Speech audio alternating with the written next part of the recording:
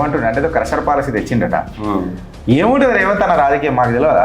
రేవంత్ రెడ్డి గారు రాజకీయం crusher policy పెట్టిండట, Telangana ప్రజలను క్రష్ చేసిండట అంతే.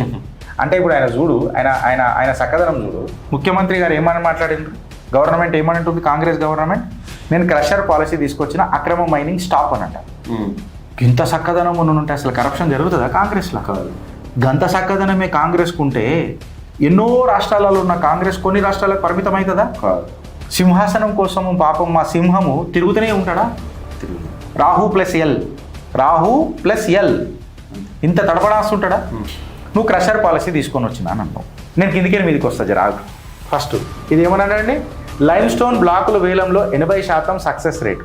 అయ్యా చెప్పనీకే కొంచెము సిగ్గు మానము శరం ఏదైనా ఉండాలి. లైమ్ స్టోన్ బ్లాక్లు ఏవైతే మీరు అన్నారు చూడు 80% అని, ఫస్ట్ దాని ఆక్షనే తప్పు.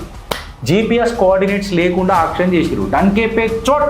అసలు లైమ్ స్టోన్ బ్లాక్ అనేదే ఫస్ట్ దాని ఆక్షనే జీపీఎస్ కోఆర్డినేట్స్ లేకుండా చేసిరు. అది అత్యంత గంభీర కోర్టు తీర్పు కూడా ఇచ్చింది, కాకరి చుంచింది. అయినా ఇంప్లిమెంట్ చేస్తలేం తెలుసా మీకు? ఓ ప్రజలారా, జీపీఎస్ కోఆర్డినేట్స్ లేకుండా ఆక్షన్ జరిగింది లైమ్ స్టోన్లో. సుల్తాన్పూర్, సైదులమ్మ పేర్లు చెప్తున్నా. ఉత్తమ్ కుమార్ రెడ్డి గారు దీని మీద మాట్లాడాలా వద్దా? మాట్లాడాలి. రేవంత్ రెడ్డి గారు దీని మీద మాట్లాడాలా వద్దా? మహేష్ కుమార్ అన్న ఇంత పెద్ద ముక్కు పెట్టుకుని మాట్లాడతారు మీరు కాంగ్రెస్ మీద, మళ్ళీ చెప్పాలి కదనే. ఎట్లా వచ్చింది 22% అనేది? ఎన్ఫోర్స్మెంట్ డేటా ఏమైనా చూపించిండా? ఏమైనా మెట్రిక్స్ ఇచ్చిండా? లేకపోతే నువ్వు 22% పెరిగిందని అన్నావు కదా, ఇల్లీగల్ మైన్లు ఎన్ని క్లోజ్ చేసినావు చెప్పినావా? ఎన్ని సీజ్ చేసినావు చెప్పినావా? దున్నేది దున్నుకో సంపాదించుకో, ఇంట్లో మాత్రం దోషలు అయ్యొద్దట. గట్లున్నది పాలసీ. ఓవర్లోడింగ్ అనేది ఎవరు కంట్రోల్ చేస్తారు? ఆర్టీఏ కదా. మైనింగ్ అండ్ మినరల్ డిపార్ట్మెంట్కి ఏం సంబంధం? ఎడ్డోడు ఎవడిప్పుడు? ప్రజలు.